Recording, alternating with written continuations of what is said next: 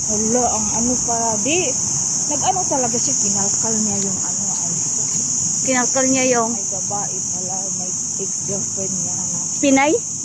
Hindi, Korean. Di, Ah. syempre yun ang kampihan ng mga Korean. Akala mo, itong mga Korean ba, akala mo ba? Yung pag dumating sa Pilipinas, ang ano, eh, parang mga ano na rin sila. Isiga na rin.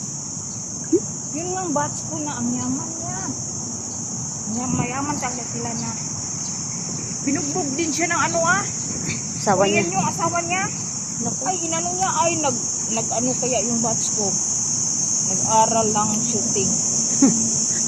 Kaya yan ang gusto ko. Gusto ko Pero na. mahinhin yun Gusto ko na. Pero grabe, manigosyante. Batch ko yun sa Gusto ko ng taekwondo. Mga ano, martial art. shooting talaga kasi. Natakot siya pero natakot din siguro yung ano kasi may mga